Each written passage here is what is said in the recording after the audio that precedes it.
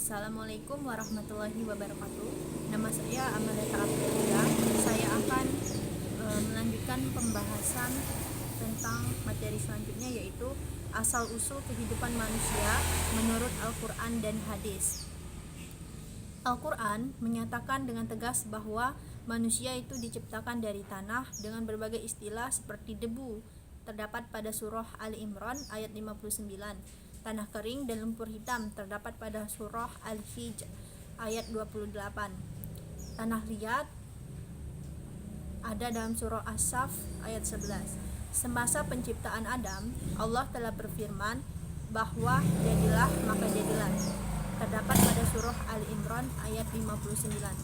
Oleh itu, proses kejadian manusia menurut Al-Quran adalah lebih sahih dan relevan karena mempunyai bukti yang kukuh. Setelah berpadukan pada surah Al-A'la ayat 1-3, penciptaan atau kejadian manusia terbagi menjadi 3. Hal ini telah menjadi titik tolak pada proses kejadian manusia dan menunjukkan tanda-tanda kemuliaan manusia. Lalu bagi banyak orang, pertanyaan pertama adalah bagaimana makhluk hidup pertama muncul di bumi. Di bumi, evolusionis menjawab pertanyaan ini dengan mengatakan bahwa makhluk hidup pertama adalah sel tunggal yang terbentuk dengan sendirinya dari benda mati secara kebetulan.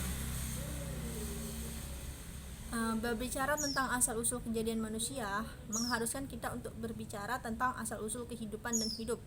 Teori pertama yang dapat dikenali yaitu dari Aristoteles yang disebut sebagai teori abiogenes atau generatio spontaneus. Menurut teori ini, semua yang hidup muncul secara terus-menerus dari yang mati atau materi.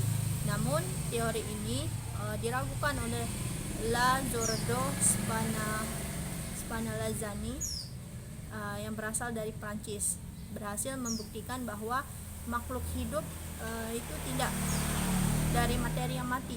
Lalu semenjak saat itu pada tahun 1860 telah muncul teori baru yang menyatakan bahwa semua makhluk hidup itu berasal dari yang hidup sebelumnya. Selanjutnya, evaluasi dalam pengertian-pengertian sebelumnya itu diangkat menjadi kebenaran ilmiah oleh para pendukungnya dan diterima begitu saja oleh masyarakat umum lewat, yaitu yang pertama, bahan awal manusia dari tanah. Bahan tersebut disempurnakan. Lalu yang ketiga, setelah proses penyempurnaan selesai, ditiupkan kepadanya roh ilahi yang terdapat pada Quran surah Al-Hijr ayat 28-29 dan As-Sad Quran surah Sad ayat 71-72.